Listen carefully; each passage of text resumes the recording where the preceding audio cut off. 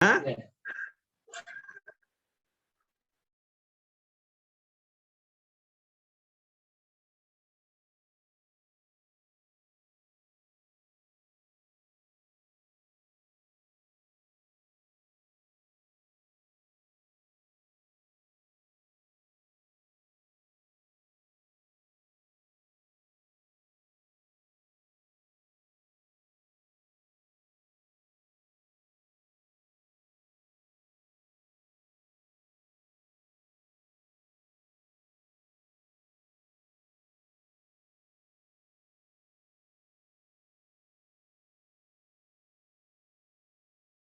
Udah bisa dimulai belum, Yes?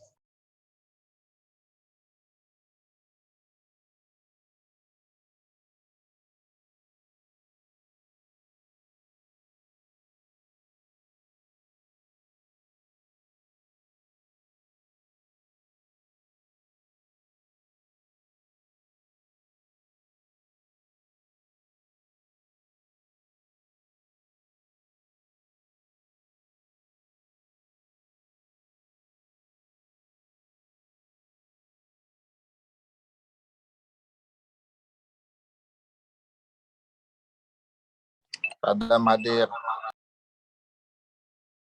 Irfan hadir.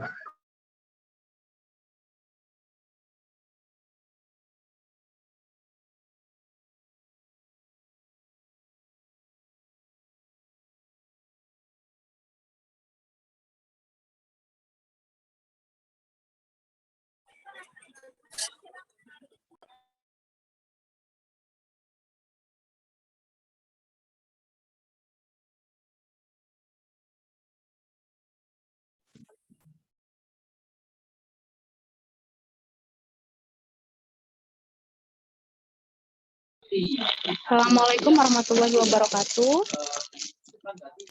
Waalaikumsalam warahmatullahi wabarakatuh. Silakan untuk kelompoknya Alvin segera untuk melaksanakan presentasi.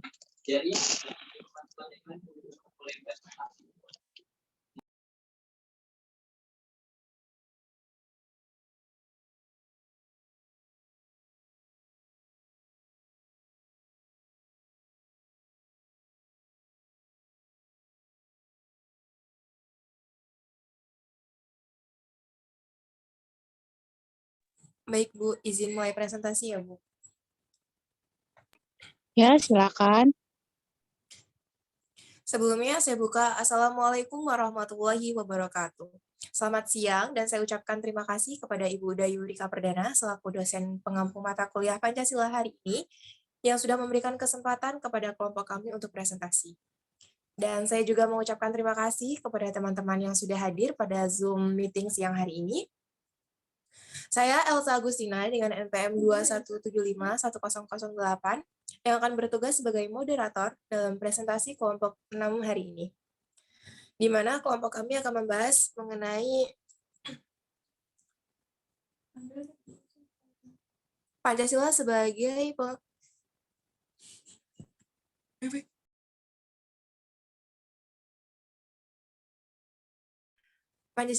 pengembangan dasar ilmu. Yang kedua, aspek-aspek penting dalam pengembangan ilmu.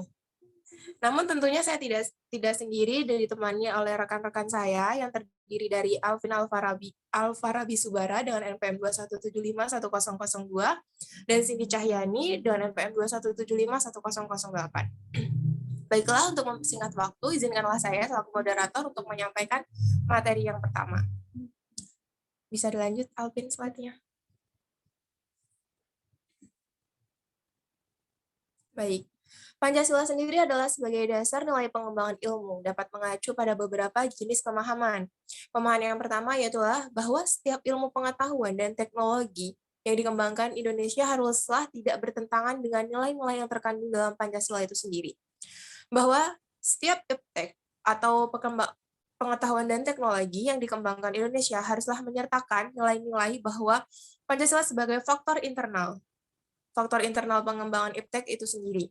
Yang ketiga adalah bahwa nilai-nilai Pancasila berperan sebagai rambu normatif bagi pengembangan iptek di Indonesia. Artinya, IPTEK itu sendiri mampu mengendalikan agar tidak keluar dari cara berpikir dan cara bertindak bangsa Indonesia, bahwa setiap pengembangan IPTEK harus berakar dari budaya dan ideologi bangsa Indonesia sendiri, atau yang lebih dikenal istilah indigenisasi ilmu atau mempribumikan ilmu. Lanjut Alvin slide-nya. Nah, pentingnya Pancasila itu sendiri sebagai pengembangan ilmu dapat ditelusuri ke dalam hal-hal. Yang pertama itu adalah mengenai pluralitas nilai yang berkembang dalam kehidupan bangsa Indonesia. Dewasa ini sering dengan kemajuan IPTEK menimbulkan perubahan dalam cara pandang manusia tentang kehidupan.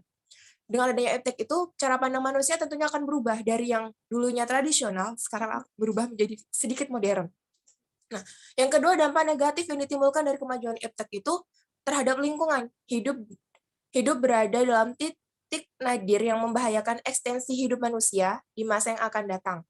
Yang ketiga adalah perkembangan IPTEK yang didominasi negara-negara barat dengan politik global itu mengancam nilai-nilai khas dalam kehidupan bangsa Indonesia sendiri, seperti spiritualitas, gotong royong, solidaritas, musyawarah, dan cita rasa keadilan.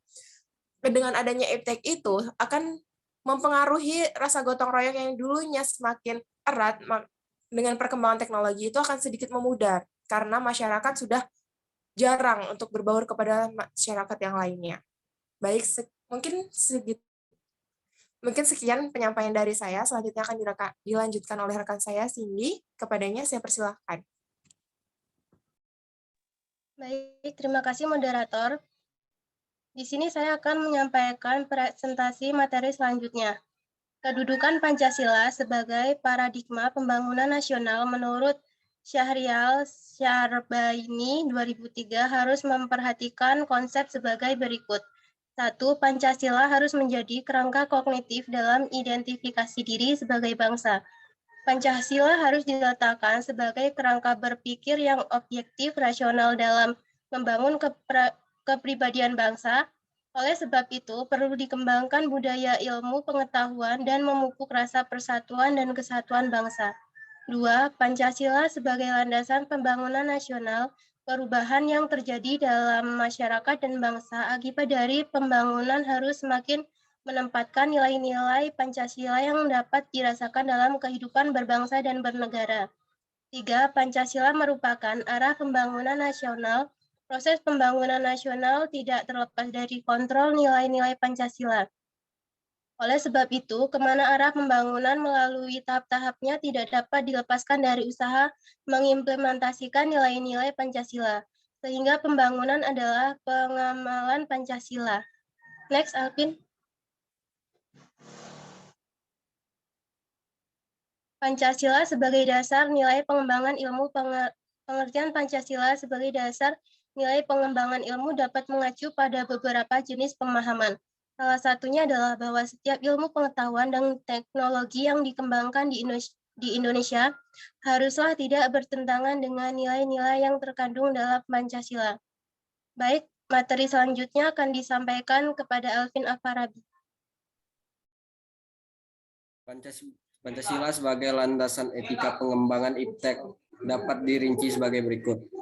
1. Pengembangan IPTEK terlebih yang menyangkut manusia harus selalu menghormati martabat manusia, misalnya dalam rekayasa genetik. 2. IPTEK haruslah meningkatkan kualitas hidup manusia, baik sekarang maupun di masa depan. 3. Pengembangan IPTEK hendaknya membantu pemekaran komunitas manusia, baik lokal, nasional, maupun global. 4. IPTEK harus terbuka untuk masyarakat, lebih-lebih yang memiliki dampak langsung kepada kondisi hidup masyarakat.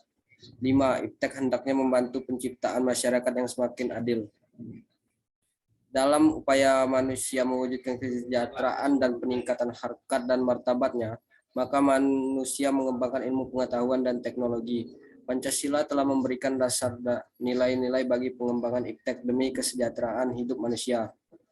Pengembangan IPTEK sebagai hasil budaya manusia harus didasarkan pada moral ketuhanan dan kemanusiaan yang adil dan beradab. Oleh karena itu, pada hakikatnya sila-sila Pancasila harus merupakan sumber nilai, kerangka pikir, serta basis moralitas bagi pengembangan IPTEK. Yang itulah yang bisa saya sampaikan. Saya kembalikan ke moderator.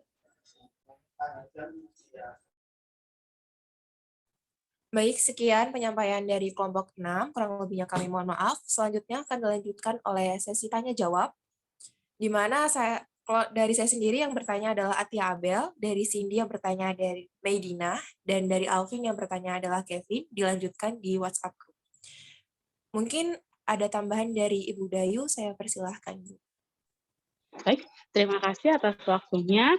Hari ini kita akan melanjutkan perkuliahan dan ini adalah detik-detik terakhir ya. Sebelum minggu depan kita perkuliahan yang terakhir. Nah, ini Ibu mau menawarkan untuk kelompok yang terakhir, apakah kalian mau tetap presentasi minggu depan ataukah presentasinya hari ini Ibu tunggu batasnya jam 9 malam di-up di LMS, link Zoom-nya atau link YouTube-nya. Minggu depan